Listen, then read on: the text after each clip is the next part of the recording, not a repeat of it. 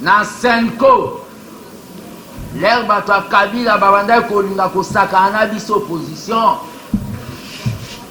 Le secrétaire général Jean-Marc Kabound a bêta na mesa à Bima Libanda à lobby.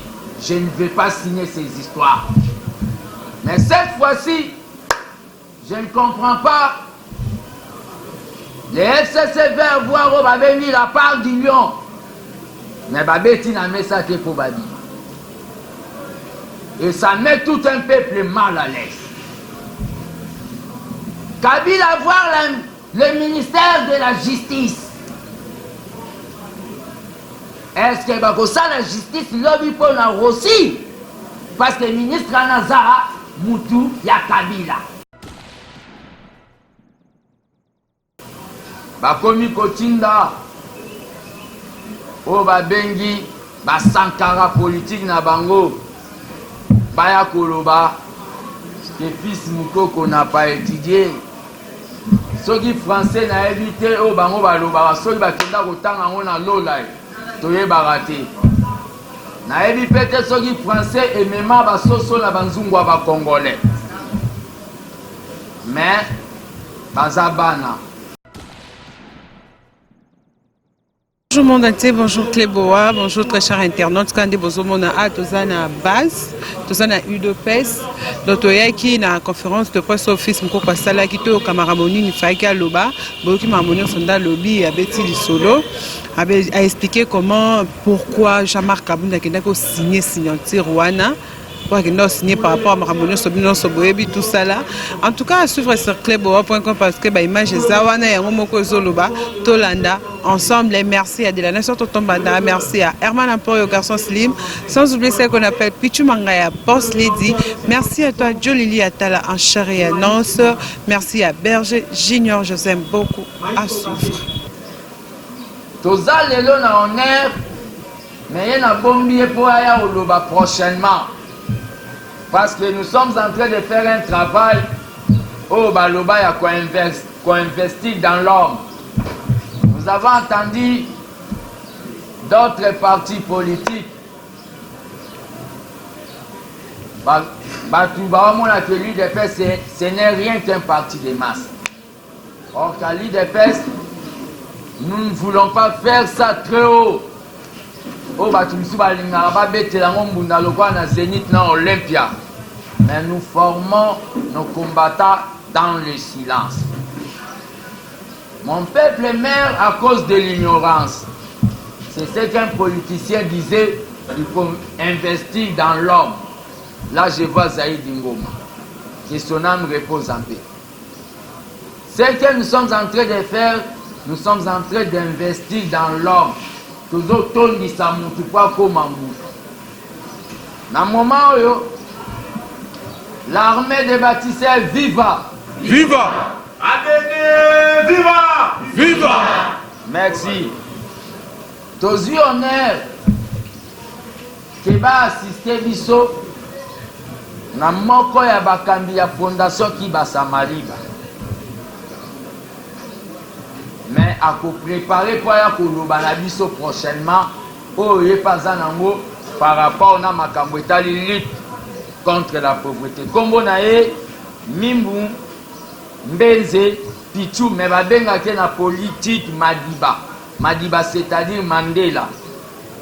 À la secrétaire générale, il y a la fondation qui va Samariba. L'air à Télémi, vous mettez les mabouko, s'il vous plaît.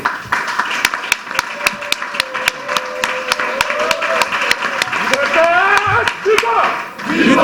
UDPS, viva! Viva!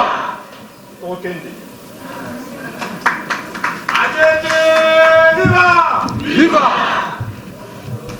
Merci. Il est le secrétaire général de la fondation Kibasa Maliba. Batebele Baozelangana Loba. Ceux qui n'ont lobby pe bazo ningana, que ce soit au Tozana Bango na cash. Quand ils voient les gens devenir les miracles, c'est qu'il y a quelque chose. C'est-à-dire qui se sent mauvais se mouche. Libanga babwaki na molili soko tie aïe c'est que ça yo bakomi kotinda o babengi basankara politique na bango baya koloba que fils Moukoko n'a pas étudié soki français na évité o bango baloba soki bakenda kotanga ngo na lola toyebaka te na yebi pete soki français emema basoso na banzungu ba congolais mais baza bana. C'est-à-dire, il y a des gens au Boyoka qui va soi-disant ceux qui va bérin quelque chose. Va répondre qui, mais autorité morale na bango le sénateur à vie. Kabila akenda ki ka epa o aza mokonzi mboka Fati bobete la Fati maboko masa.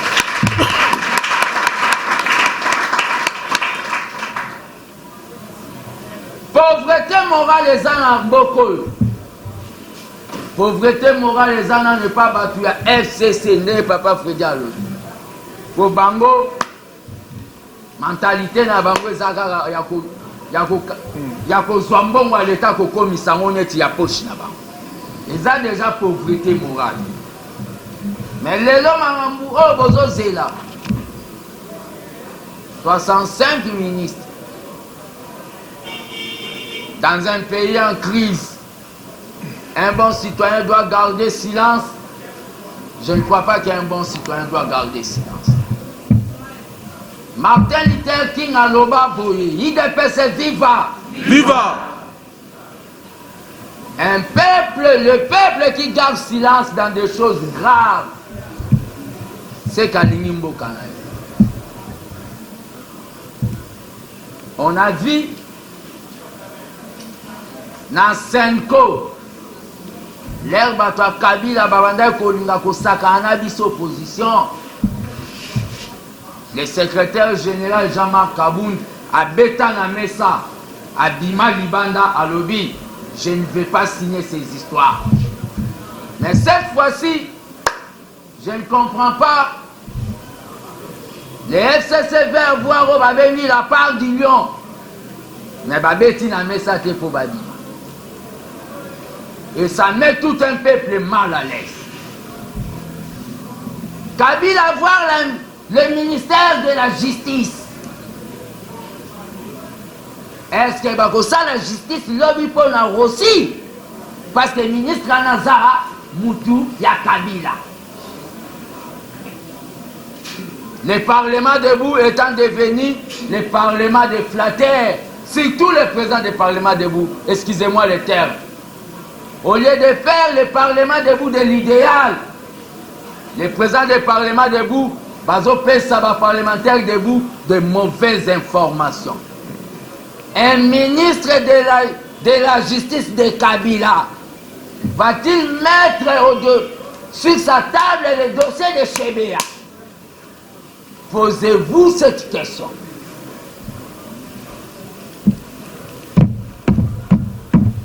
Le temps de la révolution est venu.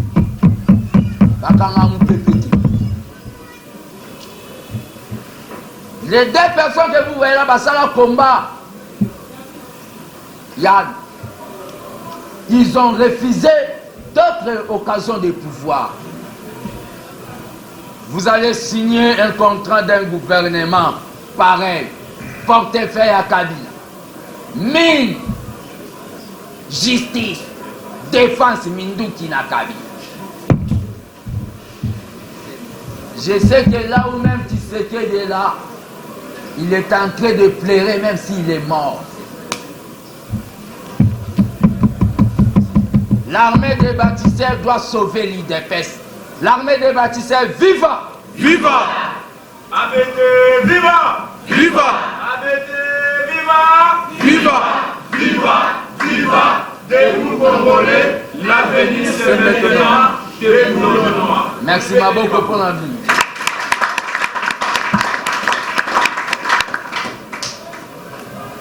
Ces gouvernements, nous allons les mettre mal à l'aise. Parce que le peuple a Zana Katité.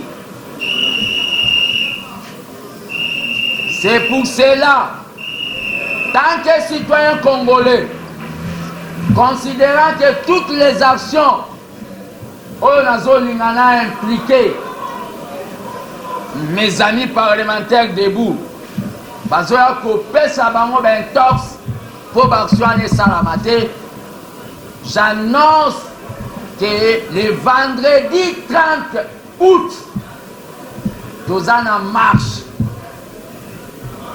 Ça marche dans tous les communes. La fois passée, parce qu'il n'y avait pas de moyens, c'est pour cela qu'on ne va pas en guerre pour échouer. Le vendredi 30 août, nous allons en marche. Motif, il y a marche. Baya koko sabino lisusu. Oh, azolinga salabo. Non. Motif à marche wana, et ça pour avertir aux soi-disant ministres. Ne touchez pas à l'argent de l'État. Oh, ça pour abeta maboko aussi.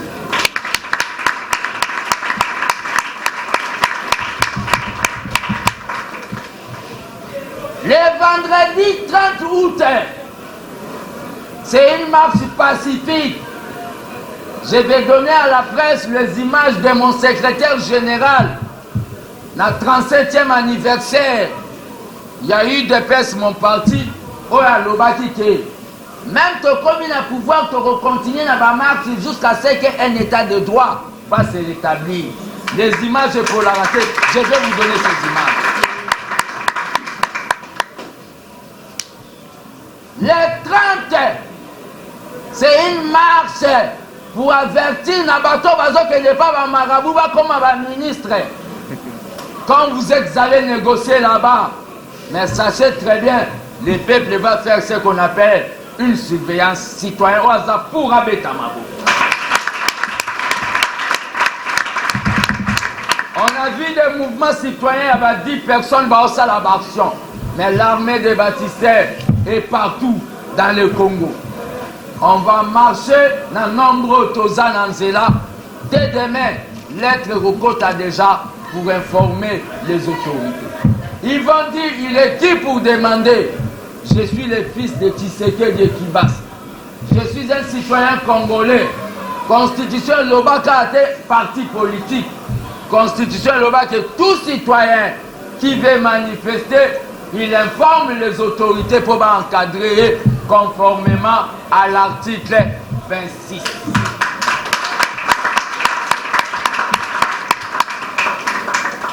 L'armée des bâtisseurs te lançait atelier Oyo. Tu 1 franc ou $1 à président. Allez demander là-bas. Mais tu sali yango na obabeli amouro tozanango que Fati ne puisse pas échouer. Batoyo maloba nangezo pesa bango mal à l'aise. Mutaku fata mona. Boko mona kake bako simba bango na mafuta ya mbongo ya peuple kalate kalate. Maye ningana wapamba te. Je n'ai pas le temps de répondre à ma fanatique na bangwa. Moi je suis un acteur politique. Des fois batu bakanisa kele toloba politique na lingala neti soto tangani.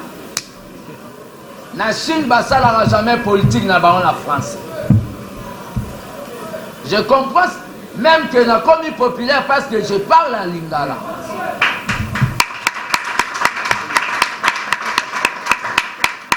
Le problème qu'il y a, c'est quoi? Je me dis même que le jour qu'un jour, si Dieu est président de la République, je commencerai à parler à lingala et Basalinga interprète à Zana en français pour valoriser notre langue.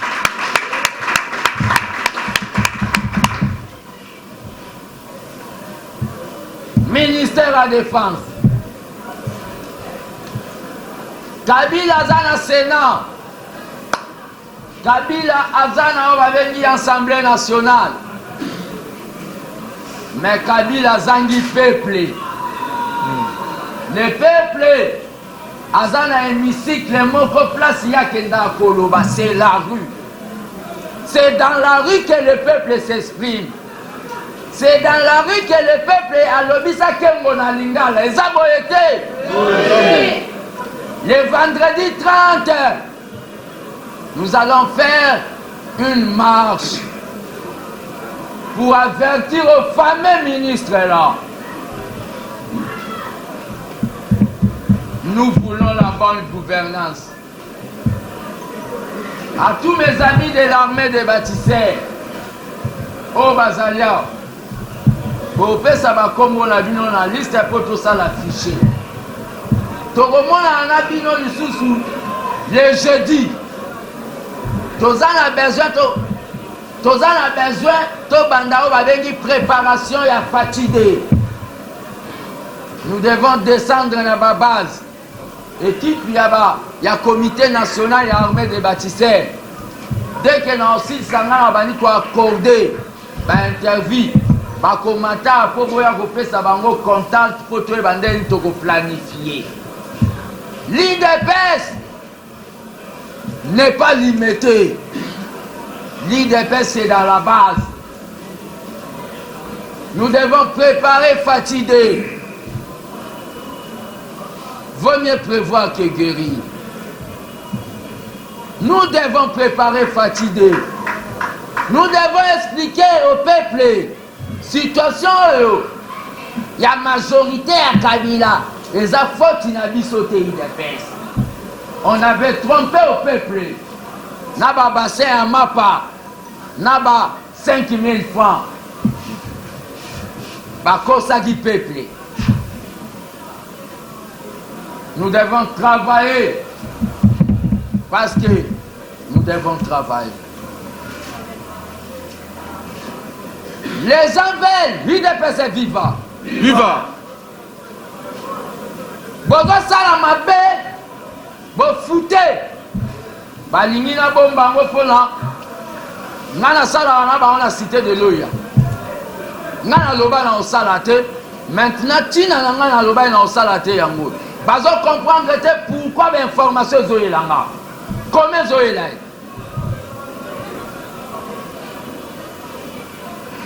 mbongo à l'état bokon ko créer ba société fictive. Baloba te. Dans ce pays, il n'y a personne qui est supérieur au peuple congolais. Même Fatih est au-dessus du peuple congolais. C'est le peuple qui est souverain.